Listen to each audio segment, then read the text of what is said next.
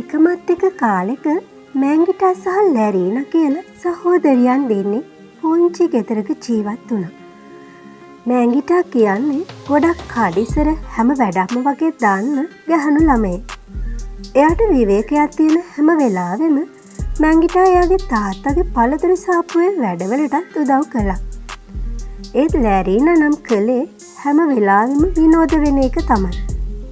එයා නිතරම එයාගේ ලස්සන ගැන උනන්දු වුණා. ගඟ ළඟට ගිහින් එයා දිහාවේ බලාගෙන කොණ්ඩේ පීරන එක එයා පුරුද්දක් කරගෙනයි තිබුණේ. එයා හිතනවා එයා එයාගේ නංගිටත් වඩා ගොඩාක් ලස්සනයි කියලා. දවසක් මෙයාලගේ තාත්තා දුර ගමනක් යන්න පිටත් වුණා. ඉතින් තාත්තා යන එක ගැන මෑන්ගිටා ගොඩාක් දුක් වුණා. ඒත් ලැරීනා නම් ඒ ගැන ගොඩක් සතුටු වුණා. මොකද එයාට මුළු රෑම ගඟ අයිනට වෙලා ඉන්න පුළුවන් නිසා. තාත්තා නැති දවස් ටිකේ මෑන්ගිටා තවත් ගොඩාක් මහන්සි වෙලා වැඩ කරන්න පටන් ගත්තා. ගෙදර අතු ගාලා ලස්සන කරා. රසට කෑම හැදුවා. රෙදි සෝදලා වේලුවා. ඒත් ලැරීනා එයාගේ සහෝදරියට ගොඩාක් කරදර කරා. ගෙදර කාපට් අපිරිසිදු කරා. වේලපු රෙදි බීමට දැම්මා. මෑන්ගිටා හදපු සුප් එකට අයිස් වතුර වක් කරා. ටික වෙලාවකින් සුප් එක බලන්න ආපු මෑන්ගිටා බැලුවා මොකද මේ තාම සුප් එක සීතල. අනේ කාපට් ඉක්මනින් අපිරිසිදු වෙලානේ. මම ඒව පිරිසිදු කළේ මේ දැන්නේ කියලා මෑන්ගිටා ගොඩාක් දුක් වුණා. ඔයා කන්න දුන්න සත්තු ඒව අපිරිසිදු කරන්නේ නැති කියලා එතනට ආපු ලැරීනා hina වෙවි කිව්වා. ටික වෙලාවකින් ලැරීනා කෙලේ ඇවිදින්න ගියා. ලැරීනා ඉදුණු පළතුරු කඩලා ගඟට විසි කරා. ඒ වෙලාවේ මහලු කාන්තාවක් ලැරීනා දිහාවට ඇවිදගෙන ආවා. අනේ කෙල්ලේ මට ගොඩාක් බඩගිනි. මටත් පළතුරු ටිකක් දෙන්න පුළුවන්ද? කියලා ඒ මහලු කාන්තාව ලැරීනාගෙන් ඇහුවා. ලැරීනා එයා ළඟ තිබුණු වල් ස්ට්‍රෝබෙරි ගෙඩි ටික මහලු කාන්තාවට දුන්නා. ඇත්තෙන්ම ඒවත් චුට්ටක්වත් රස ඒවනන් නෙමෙයි. නැන්දේ ඔයාට ඕන තරම් කන්න පුළුවන්. මේ ලෝකේ තියෙන රසවත්ම ස්ට්‍රෝබෙරි කියලා ලැරීනා hina වෙලා එතනින් යන්න ගියා. ස්ට්‍රෝබෙරි කාපු මහලු කාන්තාවට ඇගේ බඩරි දෙන්න පටන් ගත්තා. ටික වෙලාවකින් ඇය එතන ඇද වැටුණා. ඇය කෑමට එළවලු හොයාගෙන කැලේට ගිය මෑන්ගිටා අර රෝගී මහලු කාන්තාව දැක්කා.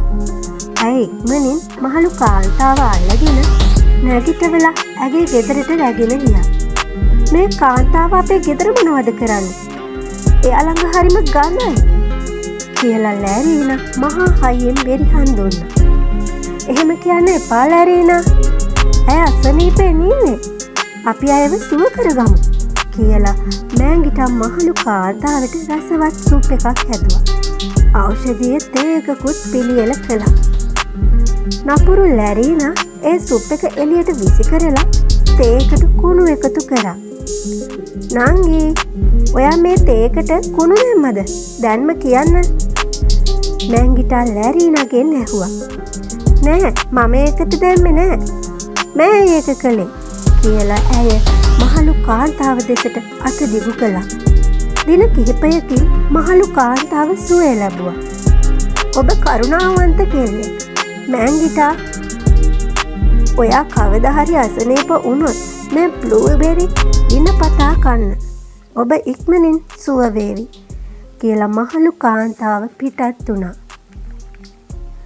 හැම වැඩක්ම තනියම කරන්න ඕන නිසා වෙහෙස වැඩි කමටම මෑන්ගිටා අසනීප වුණා. නැගිට ගන්නම බැරි කමට ලැරීනාට කතා කරපු මෑන්ගිටා මහලු කාන්තාව දුන්න බ්ලූබෙරි ටික ගෙනත් දෙන්න කියලා ඇයට කිව්වා.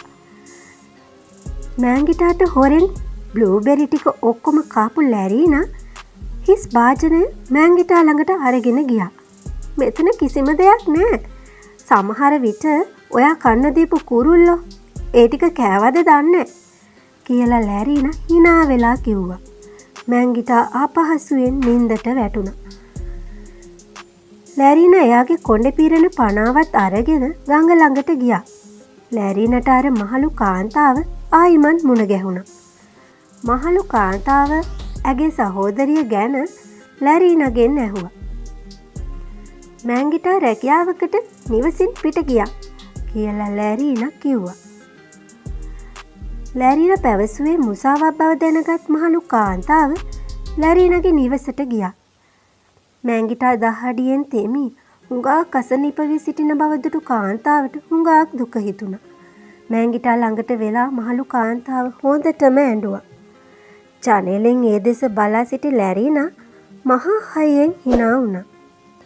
ඒ වෙලාවේ මහලු කාන්තාව ලස්සන සුරංගනාවියක් බවට පත් වුණා. සුරංගනාවිය දැකපු ලැරීනා පුදුමයට පත් වුණා. "ඔයා සුරංගනාවියා? මම ඔබට මගේ නිවස විවෘත කරනවා. ඔයා මට ණයයි. මට ලෝකේ තියෙන ලස්සනම කොණ්ඩේ දෙන්න" කියලා ලැරීනා සුරංගනාවියට කිව්වා. "මම ඔයාට එක හොඳ ක්‍රියාවක් කරන්න අවස්ථාව දුන්නා. නමුත් ඔයා හැමදාම කළේ නරක දේවල්." එහෙම කියලා සුරංගනාවිය මැජික් යෂ්ටිය සෙලෙව්වා. ඒ වෙලාවේ ලැරීනාගේ කොණ්ඩේ කැලෑ කොළවලින් පිරුණු පුංචි අතු බවට පත් වුණා. ලැරීනා උදව් ඉල්ලලා කෑ ගහගෙන නිවසින් පිටතට තියුවා.